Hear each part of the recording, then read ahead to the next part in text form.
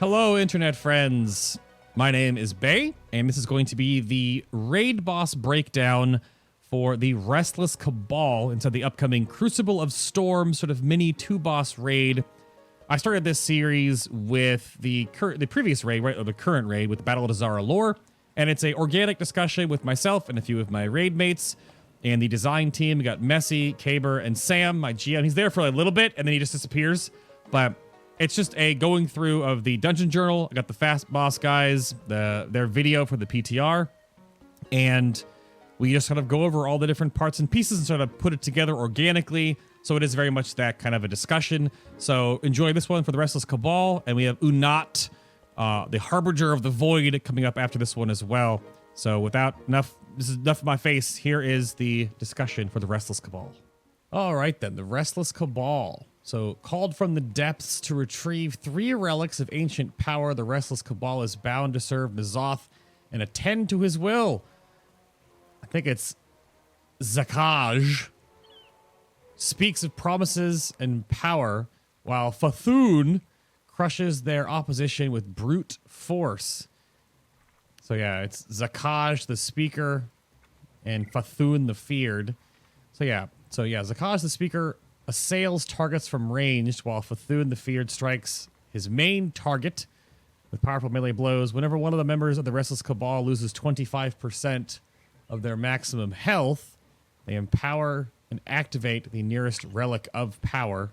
Empowering the relic of power unleashes its full magic and also activates Visage from Beyond or Eldritch Revelation. So both these fights we're going to go over, yeah, they both have these 3 relics involved in them, but we'd use them. Yes. In this one, we're essentially killing the Restless Cabal to empower the 3 relics.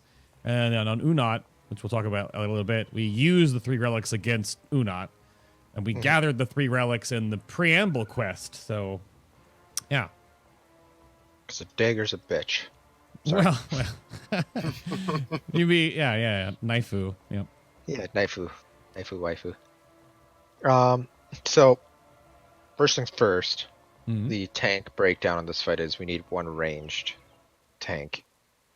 And my gut immediately went to a hunter to do it, because hunters. And the fact that you can't really get close to people at certain times in this fight. Like, I believe later on we'll cover the aspect where you need to be spread. And I think the hunter is mobile enough in order to keep threat. And if they drop threat, they become targetable by all their friends. Right. So, well, yeah, we're talking about Aphotic Blast, right? Launches a bolt of void energy at a player. I'm going to be reading off heroic tooltips for this, just for ease. But inflicts over 100,000, just barely over 100,000 shadow damage within 5 yards of the target. And increases threat generation by 150% for 30 seconds. This bolt inflicts less damage the further away the target is, and upon expiration, it transforms the target into an Agent of Demise. The Agent of Demise is hostile to all allies, and it reduces their healing received by 75%. Basically, you never want the person to die, as far as we know, but if it is, that's the drawback. But 40, so the interesting point you bring up with the range tank, and the distance. I wonder if it has a cap, because what if you had a marksman hunter that's nearly 60 yards away? Yeah, that's kind of my thinking on that one. And obviously they'd be between us, right? So we'd have like bosses and then the raid clump, and then the hunter tank would be behind the ranged clump. So you're still obviously within heal range, but you're sort of teeter-tottering like an A-B. So you're so far back that it's never going to affect anybody at all. I think that would be interesting if it has a cap, right? It might just cap at 40 yards regardless or something like that and not be affected by marksman mastery, but because the other option of mage or warlock tanks, because mages obviously can immune if they need to, which may or may not drop aggro, but could just be a safe net. We don't know if turtle will work on this, but I hope we don't have to move that boss around. Of course we do. We have to move him to the relics 3 different times each. Oh, that's gonna be frustrating. Because so then he has to have a range, right? Well, say like that's the only way he would move, right? Because you can't like. It's hard to see. So we have the Fat Bros video pulled up here that we can use for B-roll that we can all sort of watch through in the background here a little bit as we want to start rolling through things. You can play it if you want to watch.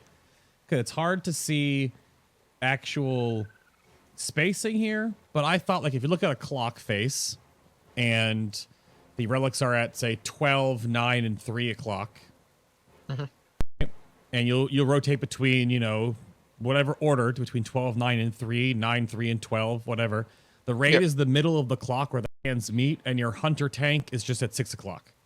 Yeah, exactly. The whole time. So it doesn't matter where you move Zakaj or try to move him, because you can always just pivot the hunter then to say 6 or wherever, or just between 6 and 9 to pull him across to the left, or move him back over to 3 o'clock to pull him one way. We'll have to see how the boss moves, because I don't know if you may have to have a tank taunt and move him. I'm not sure. Yeah, So, but the only thing with that is that it's because then that tank will be targetable by people. Like that's a funny question. yeah. But we'll see. Yeah. That'll just be like test and see. Because that's the biggest thing about this fight, is that whenever they reach 75, 50, or 25% health remaining, they will activate the powers of the relic nearest to the location. And you essentially you have to activate each relic twice, one for each boss, but only once each, I believe. Yeah, because it's at 25% life for each of them. Right. Is when they activate a relic. But what I don't understand, what I don't know, and I don't know if you guys figured this out yet, is can you just activate the same one 3 times in a row?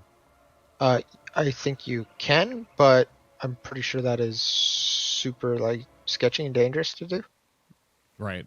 I just don't know. Yeah. I think each one needs to be activated at least once. Per boss. Per boss. I'm pretty sure that's how it goes. Like at least once it needs to be activated. Because that's the other thing I wonder about too, is you have to obviously kill these within the same like 20-second window, Romeo and Juliet style, which is fine. But then I also don't know if you could just Zerg one down past 2 abilities and then just fart him off for a while and forget about him, or something. Like, what if you just Zerged Zakaj through each relic and then just sat him off in a corner with your hunter and then ignored him until like you get him past 20% health, do all 3 of his phases, and then just let him do his own thing. Is there any reason to actually teeter-totter these? I think it's just a matter of like trying to. That's so weird. Because I don't know if they don't share health. Nope. So, I mean, I guess we can go into the other abilities that happen when they activate them. So, upon activating a Relic of Power, the caster calls forth a Visage from Beyond. Or, upon activation of Relic of Power, the caster calls forth Eldritch Abominations to reveal the end of all things. Oh, okay. I know why you can't activate the same relic over and over again. Power overwhelming. So when a relic gets activated, it just like ups it by 300%. Increases the damage done by 300%. Okay. From the caster, so like they'll just murder. Utilizing a specific relic more than once per caster causes unknowable power to flow through that caster through the boss. So their ability. Okay. All right. Just making sure we were all in the. I hadn't actually read through that yet. I wonder if you actually want them activating the same relic at the exact same time, and you just like power through whatever they do. They both. I think they trigger whenever you bring them each down to 25%, and then they don't share a health pool. Correct. Yeah. So you bring them both like to 75 life, and then they both activate the nearest relic. Gotcha. That's what I was kind of thinking. Like do it like combo based, like this one and that one, or 2 of the same. You're saying? Yeah, I was thinking 2 of the same. I guess 2 of the same depends on what they do in the same regard, right? So we can look through those real quick here. The Void Stone is that the Void Energy snakes out to all players, reducing all healing received by 100%. And Umbral Shell. Umbral Shell. Darkness enshrouds the caster, absorbing the next large amount of damage taken. And Embrace of the Void only ends when the shell is broken. That's just bubble like on Stormwall Blockade, for example. And then the Void Attunement, utilizing the Void Stone, increases the caster's damage done by 10%. I think all of these do this, right? So Ocean, and then Storm, they all get 10, 20, 30% damage. So the last one you do, they're empowered by 20% and then they'll be 30% for the remainder of the fight from 25 to 0. Yep. But yeah, I don't know. I really wonder about that. Like, would you do combinations like A and B, C and A, B and C kind of a deal, or would you just do AA, BB, CC? Right. I think for sure if you're doing the lightning one, you want if you can do AA with the double crown or Tempest Collar, you do that.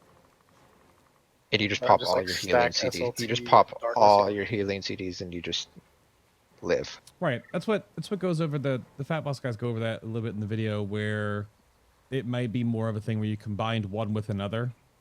Yeah, exactly. But I'm not entirely sure how that will play out. Because if you go to the Tempest Color, for example, so it releases a devastating Tempest for 15 seconds, inflicting nature damage to all players every 1 second, and this causes targets to inflict 50% less damage for 3 seconds. Sure. So it AoEs us down for 15 seconds. We deal less damage when we are getting hit. So it basically would last for 18 seconds in total, depending on how the damage ability snapshots, but whatever, you just can't attack them. But then if you can heal through 2 stacks of that, The total. Sorry, go ahead. no, I just don't know if you can heal through 2 stacks of it. Can't you just do it twice? Oh, Well, like one and then the other back to back? Well, you'd want to basically cleave the bosses down to 75% health, and then they both activate the Tempest one at the same time for each of them, and you just get 2 instances of this happening at the same time. I don't know if that's too much damage, right? In total, it's 210,000 for the whole 15 seconds. right per instance of it, right? So Right. So 420,000. that seems like not a lot of damage. I mean, again, we're looking at Right. heroic first, because then like when we get through like everything basic, we'll then tweak up to the mythic, and then we'll compare. But the big thing about Storm is that the same thing we do on this fight as we'll do on Unot is that if anyone falls below 25% health in the Restless Cabal, for us, you get 1 shot, right? The target dies splat. instantly. Yep, splat. So you just can't have anyone fall below 25% health during the AoE. It's pretty straightforward, right? Yep. Yeah. But I just don't know if it's only 14k a tick for 15 seconds, or if you do 2 at the same time, 28,000 a tick for 15 seconds. I just don't know if that's that dangerous. Right. And you could pop, like we were saying earlier, like SLT, darkness, and things like that. Yeah. And I feel like that completely just nullifies it. Yep. So Hopefully. that could be a strat. I mean, that's what I'm wondering. If Tempest can be done at the same time, that might be the really easy thing to do on the pull. Say, for example, you pull the bosses, you position them at the Tempest color, and you just, that's like you pull your lust, you go to town. yeah, you pull your lust, you break 75%, you use healing cooldowns like crazy, you just heal through it, and then all of a sudden you're at 74%, 73%, and then you have the next phase of the fight. And the Tempest is now done for both of them. Because the other two, again, like the Embrace of the Void, we can't be healed for the duration of the shield, right? So Umbral Shell just is a huge absorb on the 2 bosses, and we can't be healed until the shell is broken. Sure. Yeah, and at that point, I don't think you want to stack that because you have to break a huge shield twice. Right. You wouldn't want to cleave the shield down. You'd want to do 1 boss and then the next boss. So you can sort of go back to back on that one, but never at the same time. Or you do 1 boss and then you do the other relic and then you do 1 with like 2-minute CDs. Yeah. Do we know how long the shroud lasts, or the shield? The shield lasts until it's broken, and we cannot be healed until the shield is broken. Yeah. Because on the tooltip, it's saying just below 700k, which is like an ice block. Well, yeah. So Which- I see 655,000. Right. Which I think ice blocks right now are at 704k. And that's not a lot. We could burn through that pretty easily if we did want to double stack it. I don't see the point in double stacking it if we can stagger it. Right. But I mean, it's only going to affect the boss itself, so it'll affect either Zakaj or Fathun, right? So, but if you do at the same time, both of them get this 700,000 absorb shield. I mean, we're looking at the basic abilities now. Maybe when we get to the rest of the stuff, it doesn't work, because then the last one is the Trident of the Deep Ocean. This is the tank one. The ocean's guardianship creates a protective bubble for the caster and its allies. So this is for the bosses. and it redirects 75% of the damage taken to the bubble. And this bubble amount, I'm not sure if we see that in the footage. You can probably start to replay that. I don't know if we see the bubble amount somewhere in here. I don't. Because Try to find it for you. 25% of the damage you deal during the bubble goes to the bosses. The rest of it goes into the bubble. And when the Custody of the Deep expires, the bubble erupts and inflicts frost damage based on the absorb remaining. So this is sort of a reverse of the Void one, where Void is an absorb of damage on each boss individually, and we can't be healed.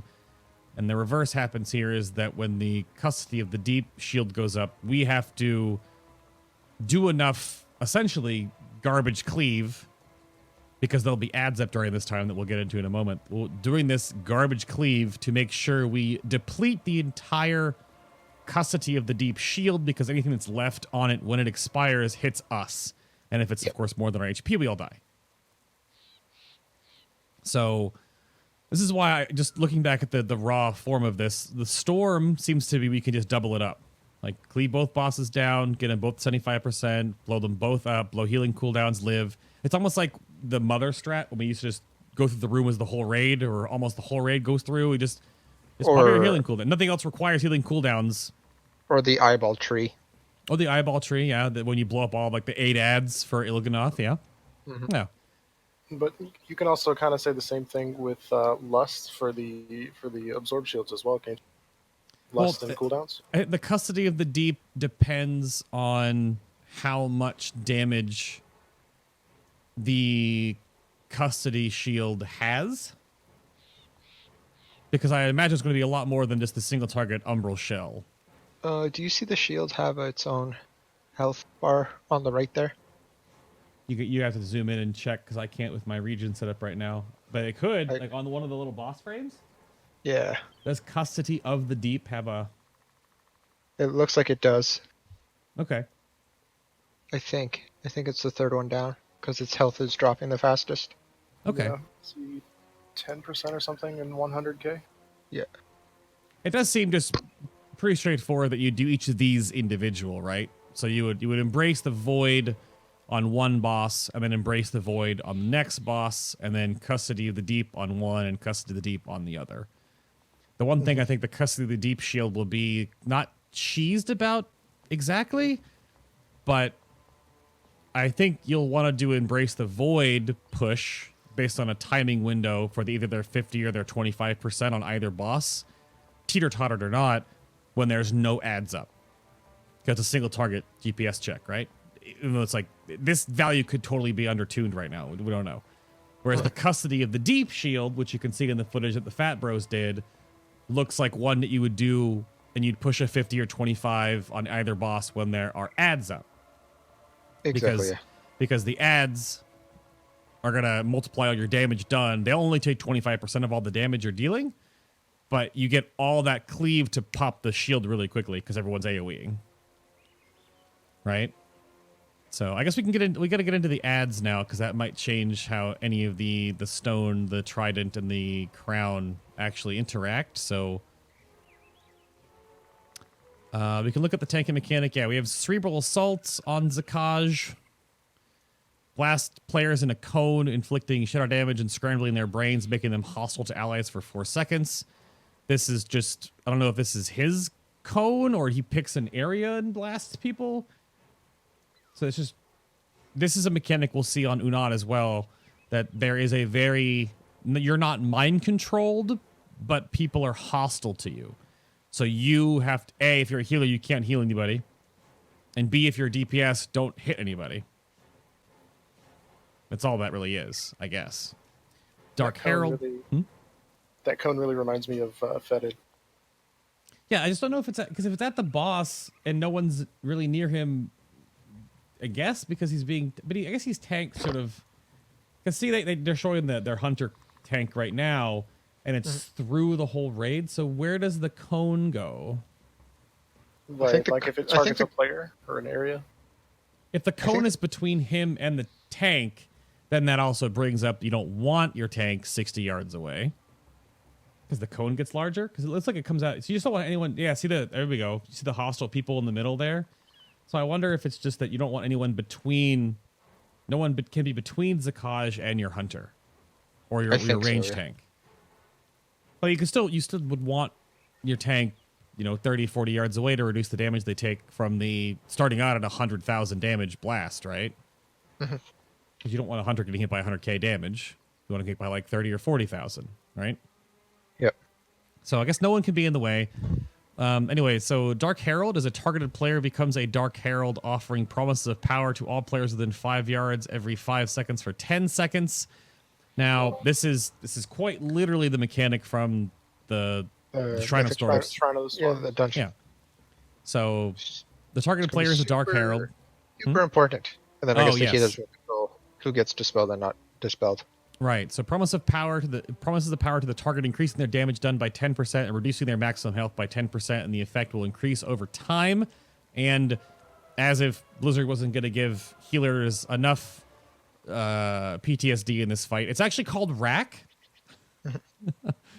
In Heroic and Beyond, when Promise of Power is dispelled, it will inflict a large amount of shadow damage to the Dispeller. In Heroic, it's only 50k, so not a big deal.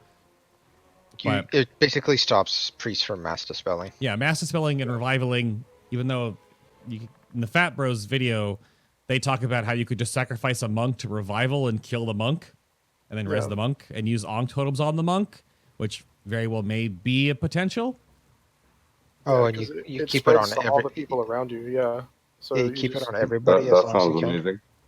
Well, you wouldn't put it on like everybody, right? So you get your Dark Herald, and you'd basically have the Dark Herald, if it's one person, would either go to all the melee first, right, and all the ranged, right, or you would go if you're changing how you're doing with cooldowns, and depending on when the Dark Herald spawns, you'd buff one camp, and you'd only leave it on them for a certain number of time, because once their health gets too low, it's probably risky, and then then you would just revival. The monk dies, but you put an Ankh totem down, and the monk reses. Yep, like it. That makes sense. Yeah, there's the revival strat, or even you can just do it with master spells, but you only have like 5 targets that get master spell, 5 or 6. Yeah. So yeah. So there's you honestly you could put it on all your ranged DPS. Mm-hmm. And then just okay, revival, pop, you're dead. Yeah. Rezzed. You probably want to have 1 or 2 resto shamans in this fight, though, if we're talking like that. But if you also only use battle reses on that situation, then you could have 2 battle reses and an Ankh totem, or 2 and 1, whatever you want to do. So that's a potential, because with the Promise of Power timing, this probably is the most important for the custody of the Deep Shield, because I don't think the Umbral Shell will matter too much. If it's a single target focus, everyone's on the boss, it's just burn it down. And again, it's like the health of an ice block in Jaina right now, and we can dunk the hell out of those. So with half the raid, we dunk them. So if we're already focusing the boss anyway, it's like the shield 2 on, again, it's like Stormwall. That shield doesn't exist. We never see it. It pops up and it goes away. And it's 500 plus thousand. So this is really, really tiny. It's the big thing is you can't get healed during it. But anyway, I don't think that's a big deal. So we'll have to see. It depends as long as you don't have ads doing stuff. The ads are what causes the issue for using the Promises of Power, because when they die, they explode. Right. The Promises of Power is a teeter-totter. Well, it depends on how many Dark Heralds get made, how often a Dark Herald gets made.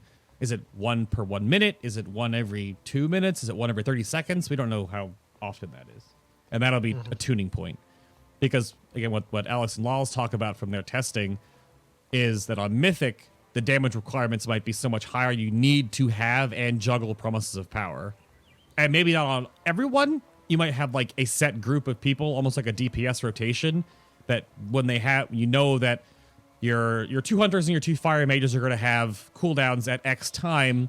Promise of Power comes out, you Promise of Power them, they can use their cooldowns stacked with Promise of Power to deal with this mechanic. So you're coupling boss mechanic as a DPS cooldown plus your own as a multiplier, and you use them together, and only those certain people get buffed, right? This made me think back all the way to kill Jaden in the Sunwell with the Dragon Orb and the Dragon Breath mechanic, where you only would able to breathe on so many people so often, right, in the little camps of DPS camps. So that's what I thought of when I thought of this. So we'll see. And then the big wrench is the Eldritch Abominations. Well, right. So, well, the last thing that Zakaj has is the Visage from Beyond. When he activates it, it calls forth a Visage for a minute and a half. And the Visage is just, it looks like him, apparently. I don't know why it doesn't have a different model. But, yeah, the ethereal image that regenerates its own health upon death. So this will inflict shadow damage and cause all players to run in fear for 6 seconds. Bringing the Visage's help to 1 HP will interrupt the spell. The cheese here, I think Daki posted something about this in Discord. You can just tremor this potentially. It's still, in the PTR video, it's still a blue dispellable debuff. So can you just tremor these and just let the ad die naturally to cleave? If you could, hell yeah. If you can't, then we just gotta burn the ad down. Right. And whenever it hits that, I think the cast is 15 seconds. I think is what I was reading.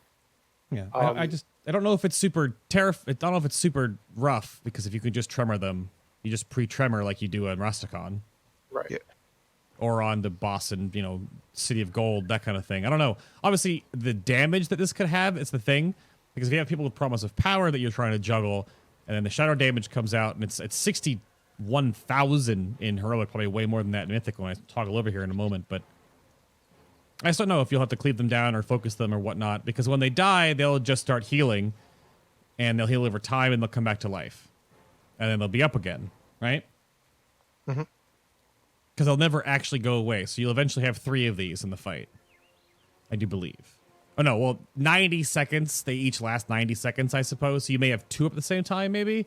But it depends on how long between each phase and whatever. Which is another reason why I don't know if you would just take one boss and do relic, and then have the boss sit on the side, and their activate mechanics never happen again while you deal with the other one separately. You always deal with them one at a time. And it also separates the whole, you only have like maybe one, or you have like all the Visages up, and you can keep AoEing them down. I don't know what the pacing on that is. Both of these boss fights, if you haven't gotten the gist of this so far, they have a lot of player-made decisions that we get to choose when we do something to counter or deal with something the boss does, which is neat. But do we see in the video if these things can be gripped or not? I don't believe so. I think we pushed and pulled. Not sure. Yeah, I've just been resetting the video, but I'm fairly certain that you can grip the smaller ads. I don't know if the Visage is grippable or not. Yeah, so the smaller ads you're talking about, we'll go over to Fathun then, is the Eldritch Revelation. When he activates, when we force him to activate a relic, it calls forth Eldritch Abominations, which are very similar to ads we had back on Yogg Saron, and they're in the next fight. They're the Eldritch Defenders, or whatever they're called. So it's a ghastly being from the void that grants visions of annihilation, and when you destroy the Eldritch Abomination, it inflicts a large amount of shadow damage to all players and increases the damage they take from Witness the End by 100% for 6 seconds, which is when they explode. It's interruptible, though, so I guess they cast this, and you have to make sure you interrupt it, and I believe he summons 3 of these? Yeah, 3 at a time, so you let one explode, and then the other 2 you let go through. It's botanist. Yeah, exactly. Yeah, it's exactly botanist. Except instead of doing damage to them, you're just interrupting them, and that's it. And then letting their cast end. Yeah. Yep. Yeah, it's just botanist. Which again, you don't want any of these to time up together, so you'll have to have interrupt crews, right? Probably 2 people on each. Like one, you'll have to do like an A, B, and C rotation, that kind of a deal. Something super small. Excuse me, sorry. Yeah. Is the people that I've watched, and this is not really like pertinent to any kind of actual like boss fighting. I don't think this boss is resettable, even though you can run out of the dungeon, out of the instant.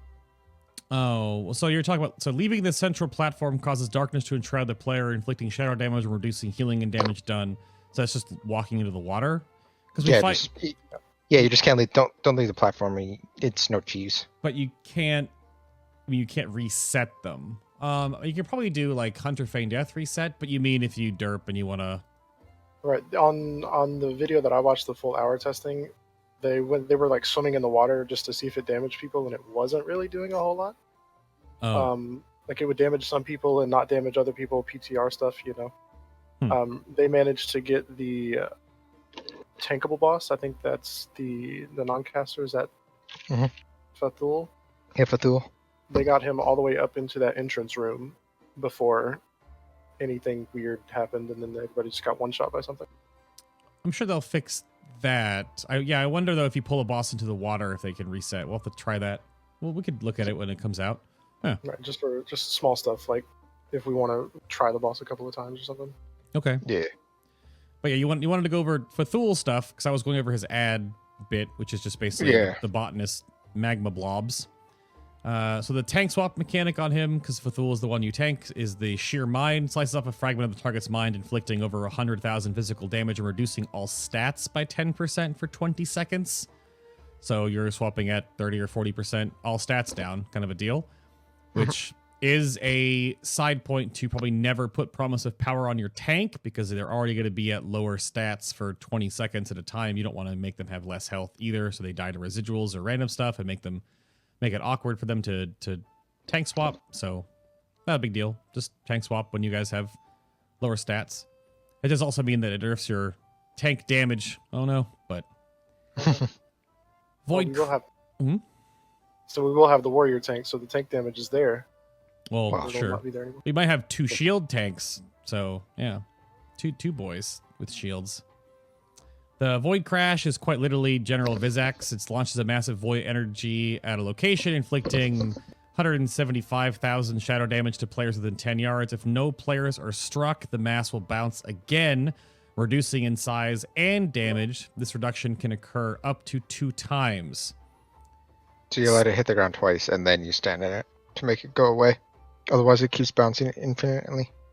Well, I guess you can want it to bounce once or twice at least, I guess. Yep.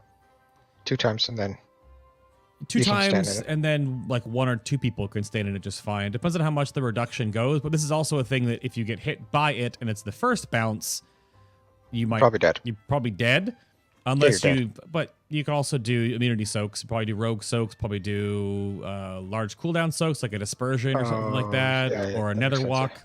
Yeah. So getting out of the fight very early could be a very important thing, right? Yeah. It just depends on how often they go out, I guess. Yeah, it's just reducing other mechanics. So from what I'm seeing, it looks like there's multiple at the same time. Yeah. Okay. Yeah. You can see them bouncing around there. Yeah, for sure. Little bouncy bounces. But yeah, getting them to bounce once or twice and then soaking them by one person, sure. Again. Yeah. If you have only one person soak, it's like it's because it's the same damage no matter what for how many people are soaking. Correct. I think it's one person to soak it, regardless, like the meteors on Kill Jaden kind of a deal. But these diminish if they bounce once or twice, or unless if you can catch it when it first comes out and you're a rogue, you can cloak it, or you want to block it, or you want to nether walk it. And then Crushing Doubt is another ability he has. Reduces the movement speed by 25% and inflicts a shadow damage dot every 2 seconds for 12. The damage increases every 2 seconds. Upon expiration, strikes all players, inflicting up to a large amount of shadow damage, like 50-ish thousand. And the damage is reduced the further away players are from the blast. So this is essentially the Xavius mechanic. You just run away when you get the debuff. It slows you by 25%. So if you have to leave earlier to get far enough away, you have to leave earlier. Or if you can, like, if it's a blink or a disengage or a fellow rush away kind of thing, you wait a little bit later. And then or a gate setup. Or a gate setup, yep. A explode over here kind of a thing. Get the debuff when it hits 4 gate. The only gating thing, though, is if you get it twice in a row, you can't gate again. So it's a safety net. But yes, you want to move this away from the raid so it deals fall-off damage. Yeah. And then it ticks hard. Yeah, 17,000 every 2 for 12 is pretty strong on one person, for sure. Plus, that damage amplifies itself every 2 seconds to some degree as well. Damage will increase every 2 seconds, right? Yeah. So those people just have to be focused and healed, and then make them move out. Yeah, and then probably pop personal. Towards the end, For the end. A little bit too rough. Because the big thing about all these things, they all seem very simple, right? So, like, there's a soak mechanic, there is a debuff walk away mechanic, there's ads with some interrupts, that's fine. There is the you become hostile, don't attack your friends. And there, of course, is the don't get hit by the hostility thing in the first place, I suppose, and then juggling the promise of power. Oh, I just read something interesting. What's that? So the Visage and the ads spawn whenever the relics are activated. Yes. So you'll get so if you do a double crown right away, you're going to get both the Visage and the 3 ads to start, which may not be that bad, especially if you do it at the very first one. Like it's going to be hard as hell, but you do that. And then at that point, I think we actually get rid of Fathul next. So that you're not having to deal with Visages later. Right. This is what I just wonder about, like, which one matters more, because I do like the idea of pull, position near the crown, lust, burn them both 75%, get 3 revelations, big deal, just interrupt them ABC, BC, C, right? Delay them. And then you start cleaving down and keeping the HP low on the Visage, the fear guy. And if you can't get him to be burned all the way down, because he's going to get cleaved and cross-eyed forever, and he'll res eventually and cleave and cross-eyed again forever, and blah, blah, blah. Moving Fathun might be like a back and forth thing, kind of a deal. Because I don't know if you can move these ads, it'll be beneficial. But if they just stand there like a turret, weird. But they just stand there. The ads that cast the Eldritch Abominations, they just stand in place and cast. Okay. This is the one thing about the Tempest Caller one that I don't know if it doesn't do Unot's mechanic in this version of the fight, right? I don't think so. Yeah, because the Annihilate Storm on the Tempest Caller only affects us, not the ads. Yeah, I think that's only on the next fight where it affects the ads, which is super important. Yeah, that's different though. I just don't know about this one. My initial thought is just to do double collar with hero, blow healer cooldowns, live through it, whatever, delay your as blowing up 1, 2, 3, 2, 3, 3, and then just keep dealing with the one Visage ad. But then I wonder which boss is easier to do their mechanics next. Do you just take Fathun to 50 and then 25 and then let him off in a corner?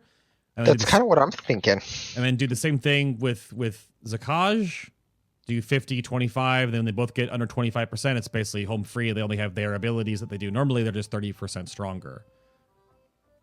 I don't see any reason to not, or to teeter-totter their abilities back and forth, or to ever do the other two at the same time, because that seems incredibly not good.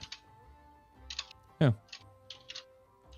Do we know if the 10, 20% that they get, like the damage increase from the stones, do we know if that affects, let's say, for some reason we do the Tempest later, does the percentage increase affect the Tempest as well? I would assume so. What it reads as, it increases the caster's damage. The caster in this case is going to be the 2 bosses.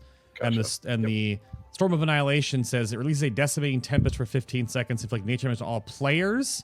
And when these things get activated, it is from the boss. So that's why I wonder, I would imagine doing a Storm of Annihilation as a third effect, or later on, it would be amped by 10 or 20%. Yeah. Right.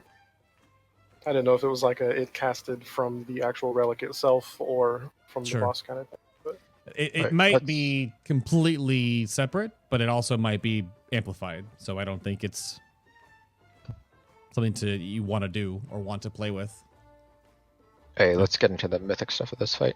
Yeah, sure. So each of the relics has a ability associated with it. So the void one is, upon activation, it begins to create a void essence for 10 seconds every 40 seconds. So the void essence draws in all players towards the center. This effect increases each time the void essence is created and resets when the corresponding relic is next activated. So you know how we just said for doubling up on the storm one? Right. I don't think that's going to be possible in Mythic. So the Storms one is, upon activation, it begins to emit a storm essence every 20 seconds. And the essence lasts until their relic is next activated. Wait, until their relic? I guess into the same relic is activated again. until their relic is activated next, which would be that relic. That's how I read that, at least. Yeah, so the Storm Essence will inflict some nature damage to the nearest player every 2 seconds, increasing in damage by 20% per strike, and it causes Annihilate if it strikes a target below 25%. So that just basically means it requires a... No, that's super weird. Wait, it's just... Until their relic is next activated. That still sounds like... That sounds like the next or do you think it's the boss?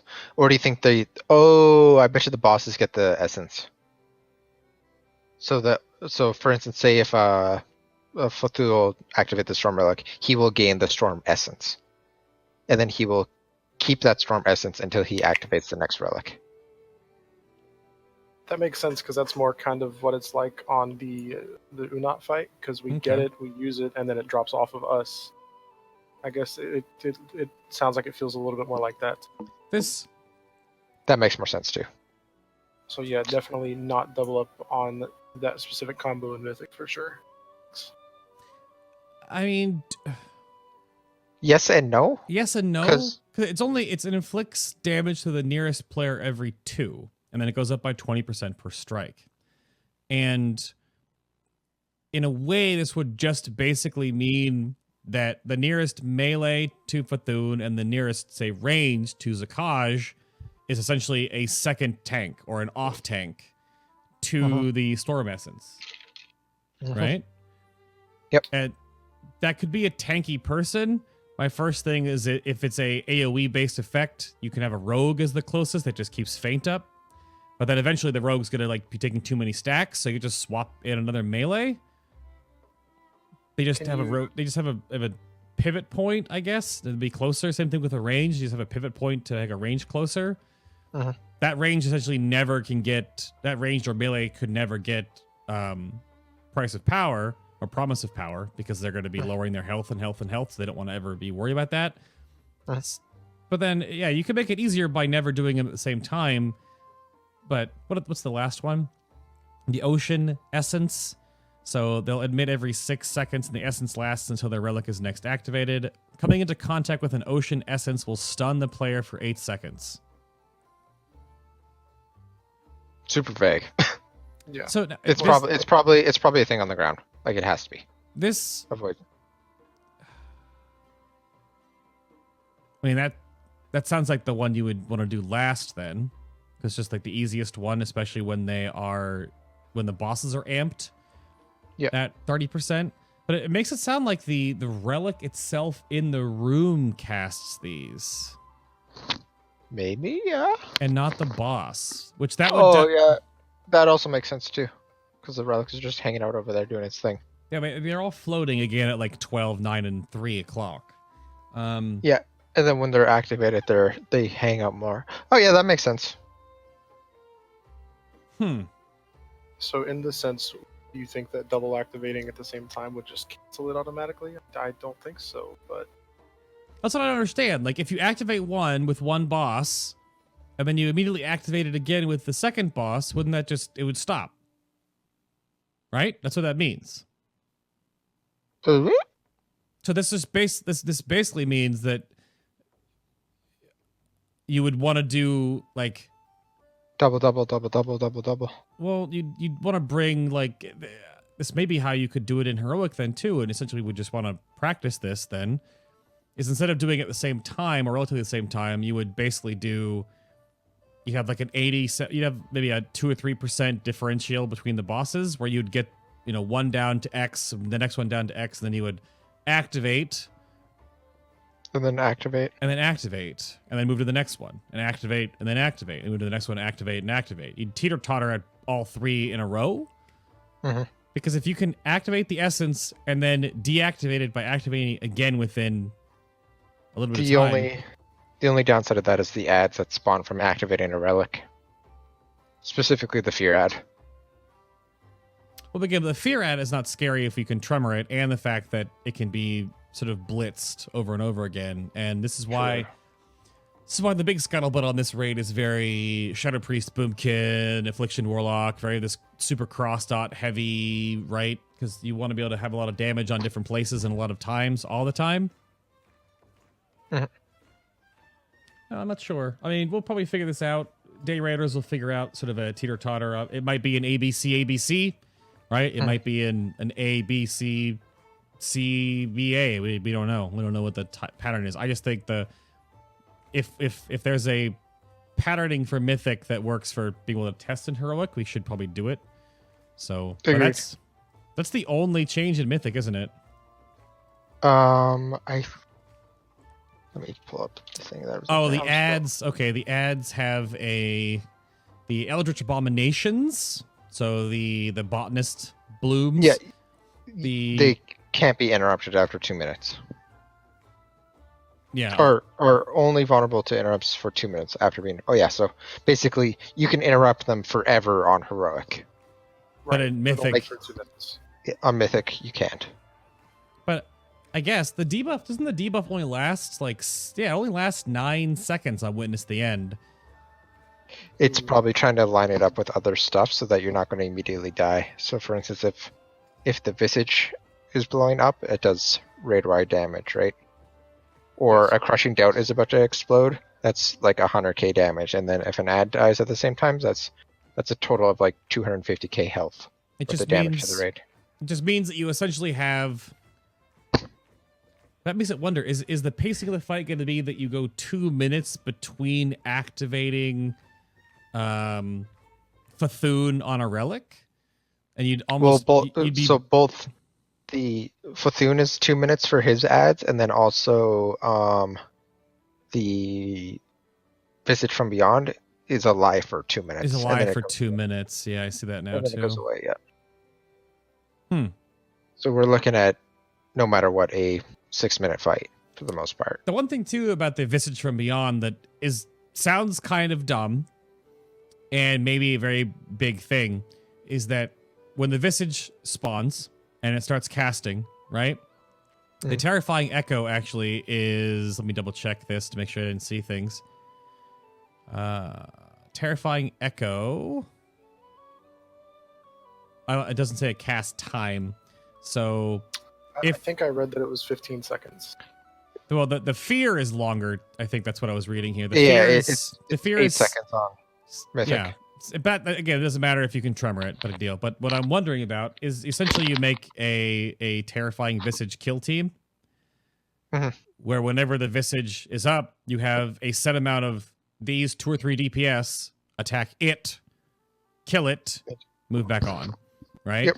And every time And it's up, then it heals, and then you kill it, and you just rinse repeat. What might teeter-totter back and forth a little bit then too, again, how this fight sort of balances itself out, is you have 1, you only need like 2 DPS on it. Then you have 2, and if they're at different locations, you'll have essentially 1 team, the same 2, and then you have maybe 2 range that cross dot and cleave and focus 1, and then you'll have to have 3 eventually that'll need targeting from 3 different people. Again, based on the Boomkin, Shadow Priest, Affliction, all this crap, right? So that could be a very ranged, heavy responsibility. Again, if we're looking at only running like maybe 4 melee for this entire raid, both bosses. 4 to 5 like tops is my guess. But they're your boss damage, right? They're your boss damage primarily. They're going to be your boss damage. They're going to be that focus. That's their main job, is to do boss mechanics and do the boss stuff. Where you're going to have ranged kill teams that whenever a Visage from Beyond is up, ranged A and B and C are on this one, and then eventually you can cross dot and do them, but you have focused people on them, and whenever they come up, they just kill them and they move back on to whatever they're doing. To always make sure they die and then move on to their next mechanic. That makes the most sense to me anyway. You'd have essentially focused teams. And in those focused teams, depending on the timing, you have to make sure those people are in the interrupt rotation, because you need to make sure you interrupt your abominations in a staggered manner. Something I think we need to pay a little bit close attention to whenever we clear this on Heroic is how fast the Visages regenerate their HP, because that doesn't change from Heroic to Mythic. Oh, okay. How fast they heal. Okay. Right. So, because it's percent based, and the health pool might change, but the percent based won't change. Sure. Correct. Okay. So we need to kind of see how long we can keep them suppressed, I guess, without them reaching full health again to start that cast. Yeah, I guess that's a really good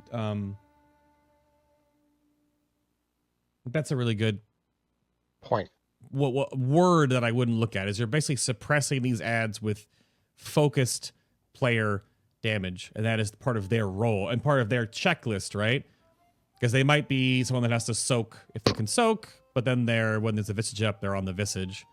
So, because those mechanics don't seem too difficult. I just don't know how we're going to teeter-totter the essences, because these don't seem scary if you can just go AA, BB, CC.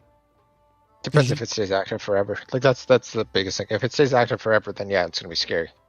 Essences last until their relic is next activated. But if you only activate it twice, well, you have to activate all three, right? You have to activate all three twice each. Yeah. So, but like, yeah, we'll see what happens. You would never. I just don't think you'd ever want to activate ABC, because you'd have all three activated at once. That would be terrible. Yeah, but I don't think you can do. I don't think if you do AA, I don't think it's going to stop being activated. I think it's going to stay activated the entire rest of the fight. Yeah. Because and my immediate assumption is the void one that sucks you in. That is the worst one.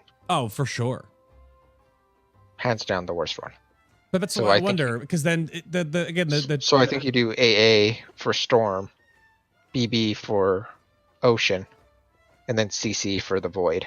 Because see, it's either forcing you to turn them on and turn them off like a light switch, or it's forcing you to actually go in a sequential order, which is basically do lightning, then do storm, which stops lightning, but then storm is on, and then do void, and then storm, and then storm turns off or whatever, right? Or ocean turns off. Yeah.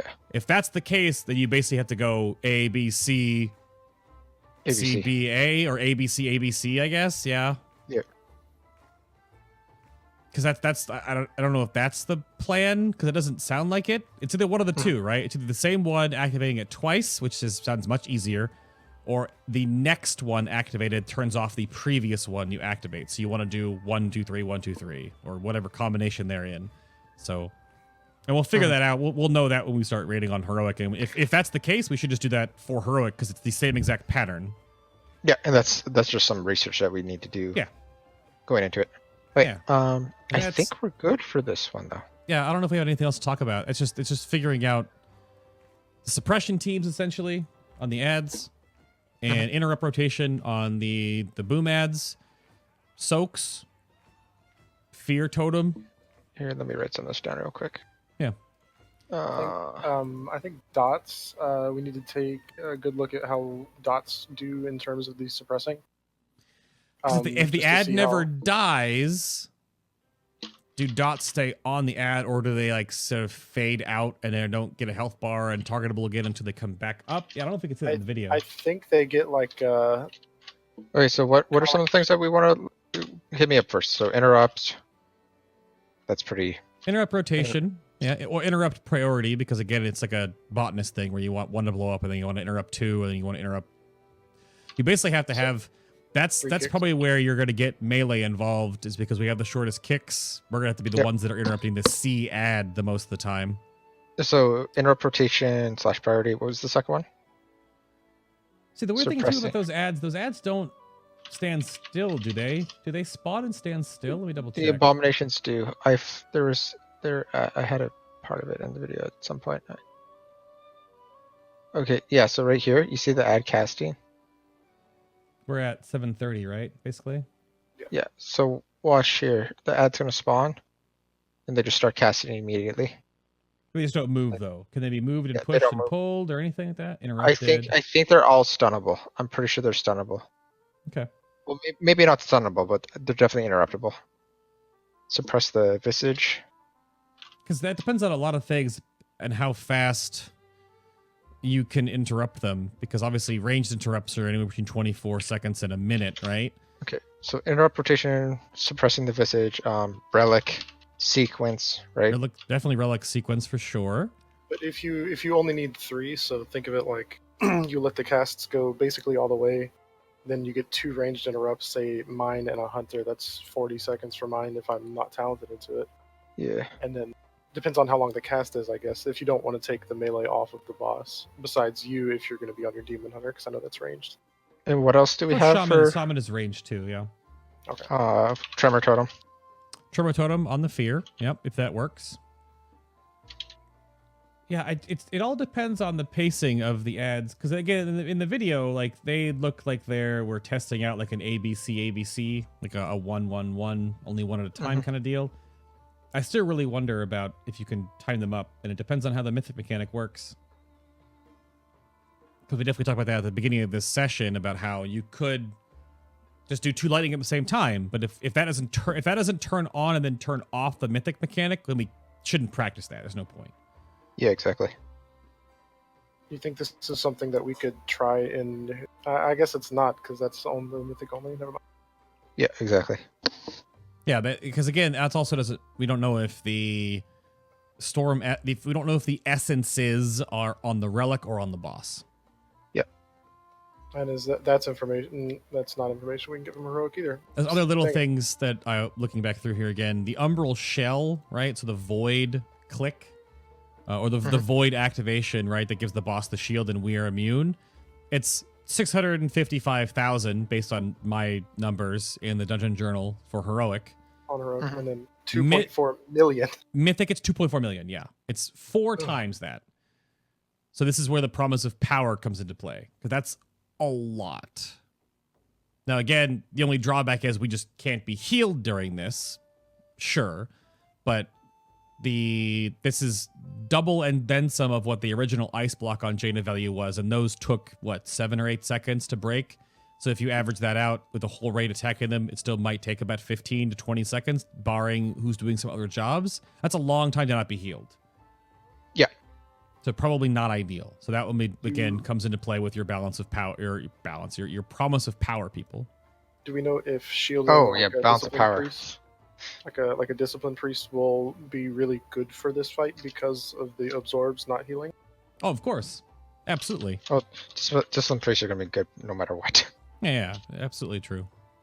But we don't really have a discipline priest right now, so for now. How Bishop making his comeback?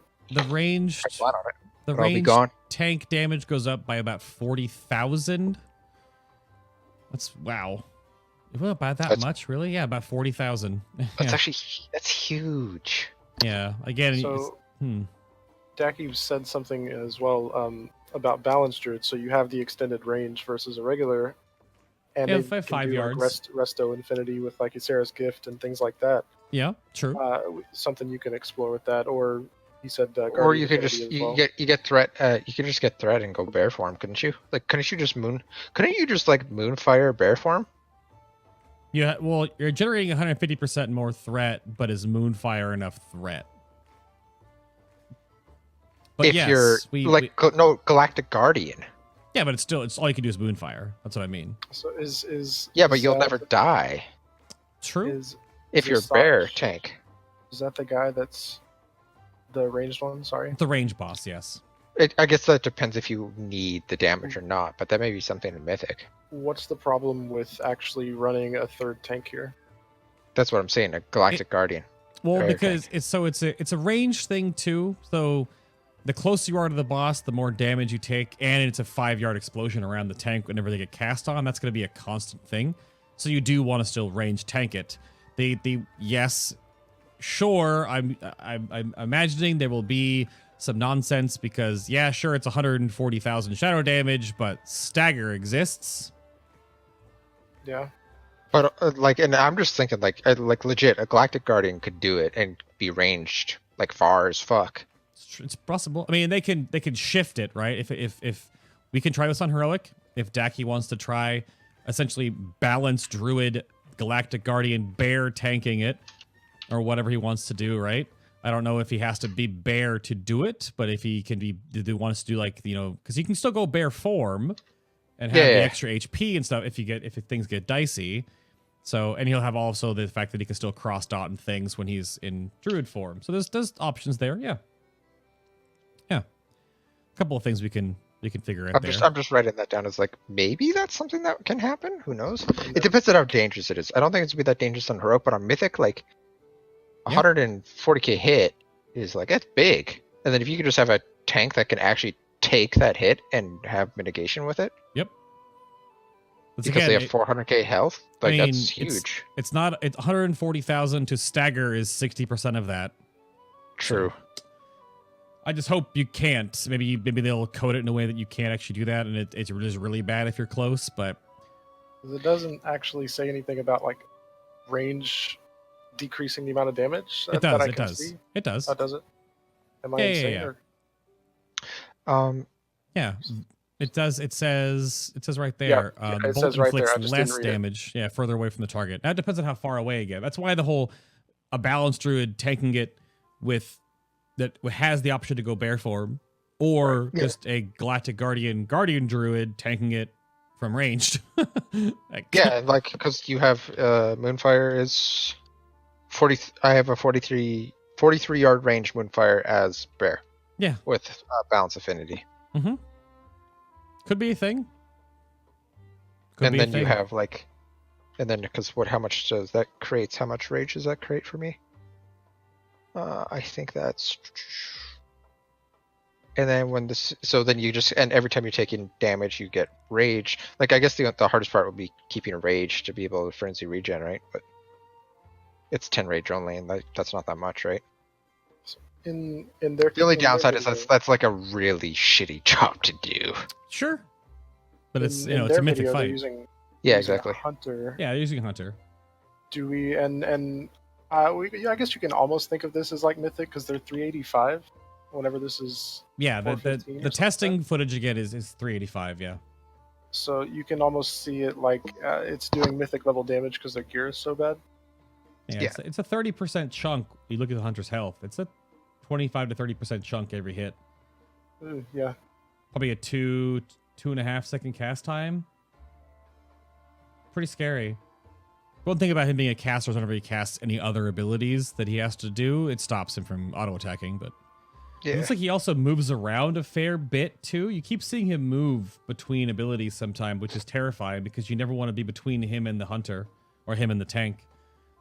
It also makes me think that in the footage again, the PTR, what the Fat Bros are doing here, I still don't like how they're not. You can see actually you saw the cone cast there.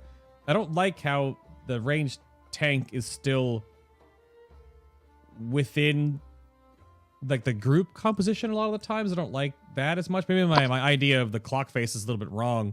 Because I almost want to think you would put the ranged tank sort of above the raid or behind the raid so that no one is in that interference zone. Mm-hmm. So those are little things to test. I think we're good. We're good? Yeah. I think that's it on the first one. Yeah. All right. So I think that about wraps up the Restless Cabal for this whole raid boss breakdown. And we'll be back next with our discussion and breakdown for Unot, the Harbinger of the Void. It's very edgy. You see this guy's model? It was very edgy.